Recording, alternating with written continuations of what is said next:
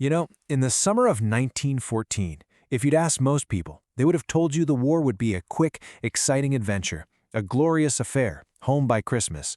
But that idea, that misplaced hope, it was about to get completely swallowed by the mud and the blood of a 4-year catastrophe that would change the map of the world forever. Okay, let's get into it.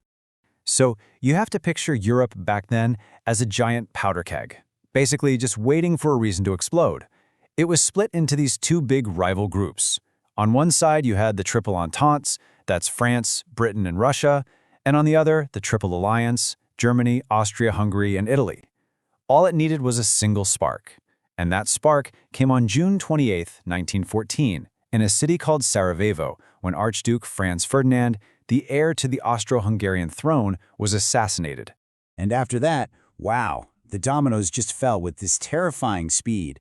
Austria-Hungary declares war on Serbia. Russia, who's allied with Serbia, starts mobilizing its massive army. While Germany, being allied with Austria-Hungary, declares war on Russia and then on France. Now, to get to France, Germany had this thing called the Schlieffen Plan, a huge sweeping attack right through neutral Belgium. And that was the final trigger for Britain. They had promised to protect Belgium's neutrality, so they had no choice. They declared war on Germany. And just like that, all of Europe was on the march. So all these grand plans for a quick war, they fell apart almost right away. The French launched their own big attack, called Plan 17, but they were pushed back with just staggering losses. The Germans, they got so close to Paris, but their advance was so fast they literally outran their own supplies. A desperate last stand by the Allies at the Battle of the Marne saved the city, but it also stopped the German advance cold. The war of movement was officially over. A totally different kind of war, something way more brutal, was about to begin. What happened next was this strange race to the sea, where both armies kept trying to get around the side of the other, but they never could. And the result? A solid, unbroken line of trenches, 350 miles long, all the way from the English Channel down to Switzerland. This landscape, this scar on the earth, would become the Western Front, and it would be a symbol, a bloody, grinding stalemate for the next 4 years. Of course, the war wasn't just happening on land. Out at sea, Britain's super-powerful Royal Navy set up a blockade around Germany, trying to basically starve their economy into submission. But Germany had a terrifying new weapon up its sleeve, the U-boat, the submarine. It could strike from beneath the waves, completely unseen. It was a total game-changer, and it challenged Britain's control of the seas in a way nothing ever had before. Meanwhile, way over on the massive Eastern Front, the fighting was a lot more mobile, but believe me, it was no less savage. Germany handed Russia 2 absolutely huge defeats at the battles of Tannenberg and the Masurian Lakes. Their main ally, though, Austria-Hungary, was a mess. They suffered one humiliating disaster after another against both Serbia and Russia. Germany had to keep bailing them out on a front that stretched for 1,000 miles.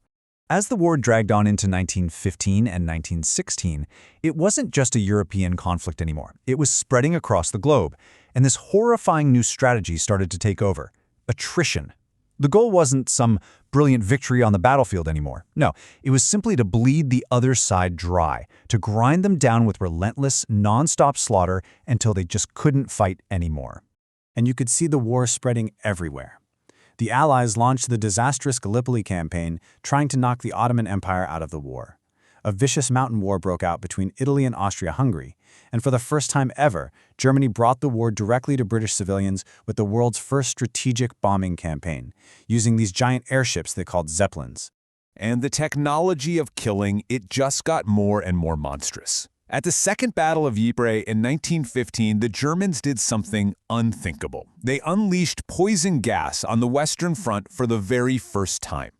This cloud of deadly chlorine gas just rolled across the battlefield, starting the age of chemical warfare and adding this whole new layer of absolute terror for the soldiers in the trenches. Then came 1916. Germany launched a massive, devastating attack on the French fortress of Verdun.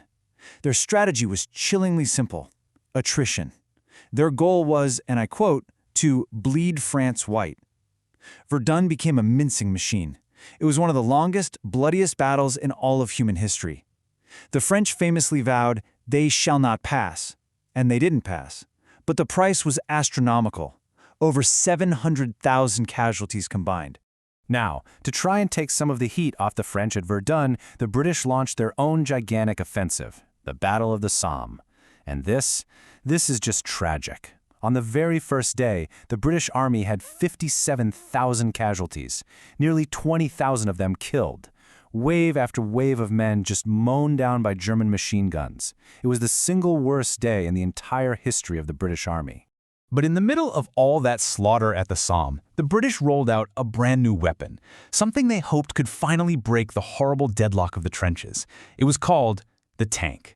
Now, these first machines were slow, they were clumsy, they broke down all the time, but they gave everyone a glimpse of a future that might actually move beyond this miserable stalemate. 1917. This was the year the old world really just shattered.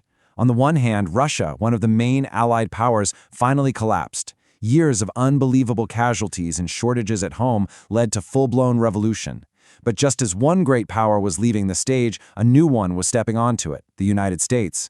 So what was it that finally dragged America into the fight? Well, it was really two big provocations from Germany. First, in a desperate gamble to win, they went back to unrestricted submarine warfare, sinking any ship heading to Britain, and that included American ones. Then came the Zimmermann telegram. This was a secret message from Germany to Mexico, offering to help Mexico reclaim Texas, New Mexico, and Arizona if they attacked the U.S. That combination completely outraged the American public, and it was the last straw for President Wilson. He declared war. The French army, after being bled white at Verdun and then shattered by yet another failed offensive, it just reached its breaking point. Widespread mutinies just exploded across the front. Entire units were refusing to attack. They had to bring in General Pétain, the hero of Verdun, to fix it. And he didn't do it with force. He did it by promising his men that these suicidal, pointless assaults were over. And the horror, it just didn't stop. The Third Battle of Ypres, which everyone now knows as Passchendaele, became the ultimate symbol of the war's futility and utter misery. Constant, heavy rain and endless shelling turned the entire battlefield into this impassable swamp of mud. Men and horses literally drowned in it. Any hope for a big breakthrough just sank into that quagmire. Okay, so it's 1918. With Russia now out of the war, Germany sees this little window of opportunity. They move 500,000 soldiers over to the west for one last massive, desperate gamble. They're going to try and win the war with a giant spring offensive before the full power of the American army can really make a difference. And at first, the German offensive was a stunning success. They just smashed through the Allied lines. But they couldn't land that final knockout blow. And then the tide turned for good. The Allies launched what's called the 100 Days Offensive. Starting with the Battle of Amiens, this was the beginning of the end for trench warfare. Using tanks, infantry, and airplanes all together, the Allies finally broke the German army, which started to retreat and surrender in huge numbers. And with the German army finally on the run, its allies just collapsed one right after the other. Bulgaria was the first to sign an armistice, then the Ottoman Empire, and finally the Austro-Hungarian Empire, which just completely fell apart after one last defeat on the Italian front. Germany was now totally, utterly alone. Back in Germany, things were falling apart. The German fleet mutinied rather than go on what they knew was a suicide mission. Revolution started sweeping across the country. The Kaiser abdicated and fled. And then, finally, at the 11th hour, on the 11th day of the 11th month in 1918, a German delegation signed the armistice in a railway carriage in France. The guns finally went silent. So, the fighting was over. But making the peace, that was its own kind of battle. The Treaty of Versailles forced really harsh terms on Germany, including a war guilt clause and just crippling financial payments. And out of the ashes of these old empires, new countries like Poland, Czechoslovakia, and Yugoslavia were born. But the maps of Europe and the Middle East were redrawn completely, and honestly pretty carelessly. And the cost of all this, the human cost, is just almost impossible to comprehend. 9.5 million soldiers were killed. 7 million civilians died. Another 21 million were wounded. An entire generation was just scarred beyond belief, and societies all over the world were changed forever by the scale of the loss. You know, they called it the war to end all wars. But it didn't, did it? In reality, it destroyed 4 empires, it created a bunch of new nations, and in the ashes of that old world, it planted the seeds for an even worse conflict just 20 years later. The question that just hangs over all these fields is, what did we really learn from it all?